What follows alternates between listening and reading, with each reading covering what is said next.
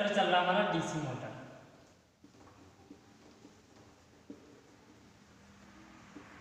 DC motor में आज numerical होंगे, ठीक है, न्यूमेरिकल।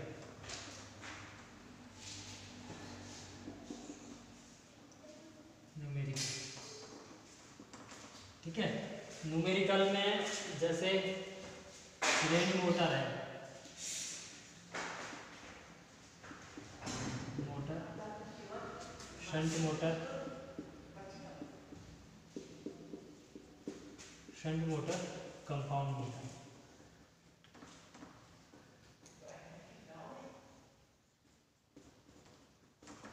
Compound motor. श्रेणी मोटर में अगर ईबी की बात करूं, ईबी, श्रेणी मोटर में ईबी क्या होता है? ईबी जो होता है हमारा B minus I A R A, ठीक है।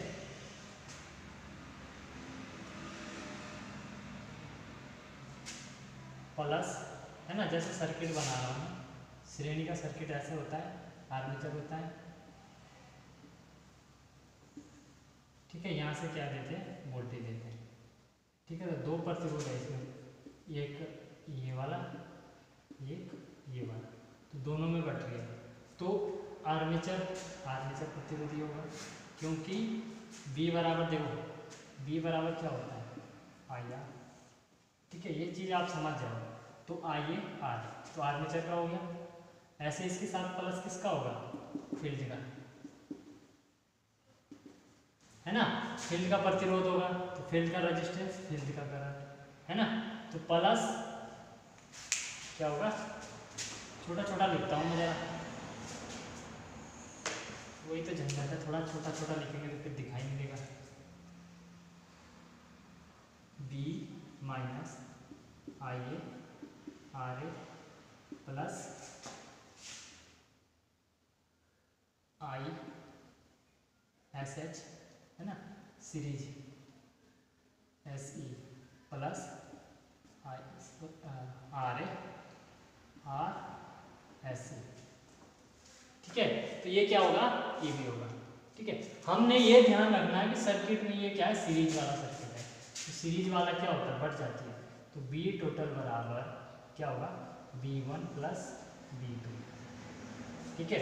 तो B1 प्लस B2, और B बराबर हमें ये भी पता होता है कि B बराबर होता है आई ए आई आर, ठीक है। तो इसका I, इसका I, इसका I, इसका I, तो मैंने वही रखा है B minus I A R A, क्योंकि ये देने वाला है, B क्या है? सबसे ज़्यादा है, तो बराबर EB plus I A R A, ठीक है। तो ये भी होता है B प्लस ये हो जाएगा, और EB बराबर क्या हो जाएगा? ये जो है ना EB, इससे माइनस होके तो बचेगा, क्योंकि EB किसके बराबर है? जाने वाला और आने वाले के बराबर, ठीक है। तो ये डेफिनेशन आप समझ गए हैं। आप लोगों को लगता है कि ज़्यादा टाइम लेता हूँ, तो मैं इसीलिए लेता हूँ कि आप लोगों को कोई भी चीज़ें एकदम अच्छे से समझ में आ जाए, ठीक है, मुझे दोबारा ना पढ़ाना पड़े, ठीक है। इसीलिए मैं हर सर्किट को खोल के बताता हूँ, ठीक है। भले ही ज़्यादा टाइम लग जाए, पर कुछ चीज़ ऐसी हो ना जो आप लोगों को बिल्कुल आ जाए, ठीक है। जैसे शंट मोटर है, ठीक है, कुछ लोग ऐसे हैं जिन्हें आ जाता है ना, तो उनकी बात नहीं कर रहा, जिनको नहीं आता है उनको भी आना चाहिए। मेरा तो उद्देश्य ये है कि सबको आना चाहिए, ठीक है। शंट मोटर यानी समांतर मोटर, शंट मोटर का सर्किट ऐसा होता है, ठीक है। इसमें जो B होगी, B जो सप्लाई वोल्टेज होगी, ठीक है, सप्लाई वोल्टेज B, है ना, B टोटल मान, है ना। तो B1 और B2 क्या होगा? बराबर होगा, क्योंकि समांतर का रूल है, बराबर B1 B2, है ना। तो वोल्टेज तो दोनों में समान है, बस इसमें अलग क्या होगा? करंट अलग होगा। तो समांतर में हमें करंट निकालने की जरूरत होगी। I टोटल बराबर क्या होगी? इसके बराबर होगी, इन दोनों के बराबर। I टोटल यहाँ से आ रही है ना, यहाँ से आने वाली करंट होगी, यहाँ से जब चली तो कुछ करंट यहाँ पर थी, कुछ करंट यहाँ पर थी, तो armature current plus field current, ठीक है। ये चीज़ समझो और बढ़िया।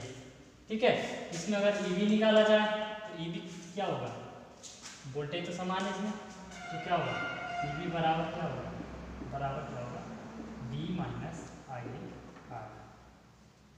ठीक है, तो EV इसमें ये होगा और V बराबर क्या होगा हमारा EV प्लस, ठीक है, IA R।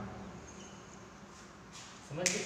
अगर मैंने आर्मेचर करंट निकालनी है तो ये नीचे चले जाएगी, ये माइनस है तो प्लस हो जाएगा, है ना।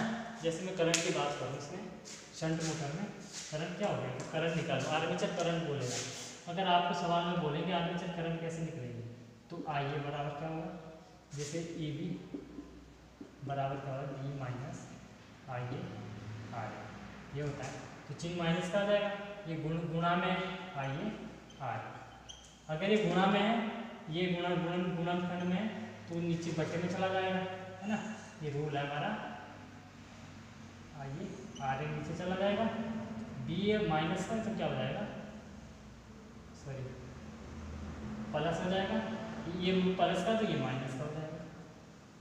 ठीक है, तो ये इसका फॉर्मूला बन जाएगा, इससे हम आर्मेचर करंट निकाल सकते हैं। जैसे इसमें सवाल दिया है, सवाल करके बताता हूँ मैं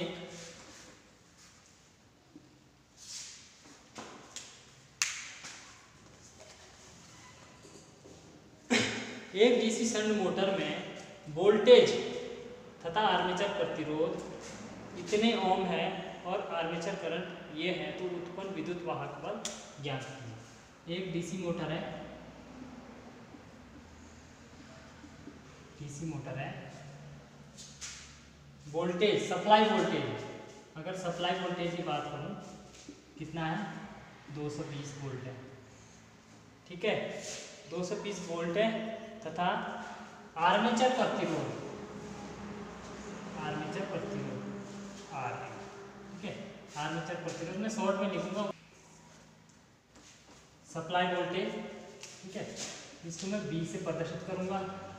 ठीक है, एक होगा आर्मेचर प्रतिरोध, आर्मेचर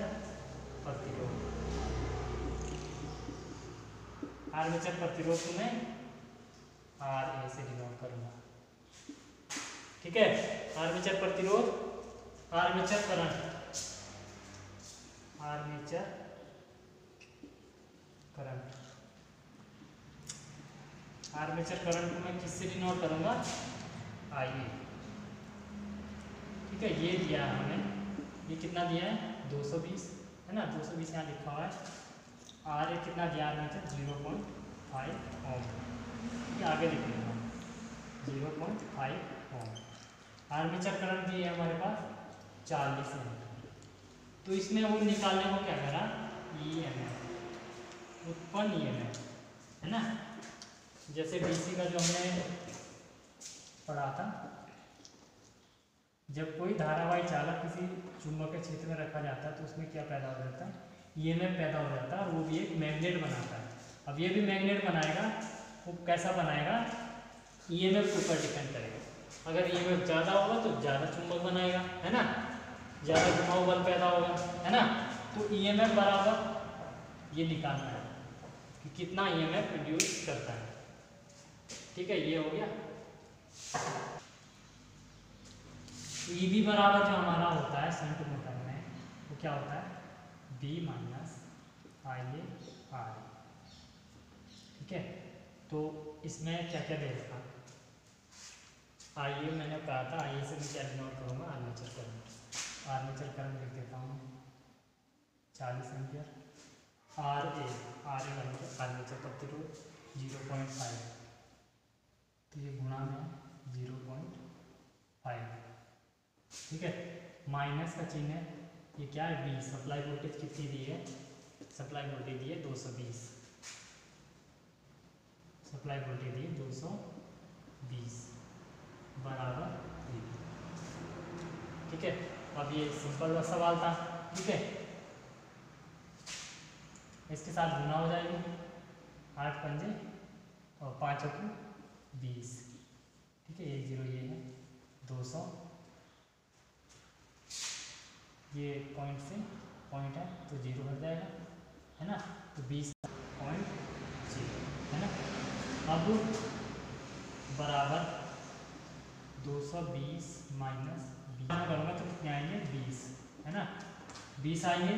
अब मैं इसके साथ में माइनस करूँगा तो कितना आ जाएगा, ये भी हमारा 200 आ जाएगा। ठीक है, 220 है तो 200 क्या आ जाएगा ए बी, तो ए बी बराबर क्या हो गया हमारा 200, है ना। तो उस मोटर में कितना ए बी होगा, कितने वोल्ट होगा, इतने वोल्ट। ठीक है, तो इस तरह से हम न्यूमेरिकल करते हैं। ठीक है, अब आगे कल करेंगे, आज के लिए इतना ही।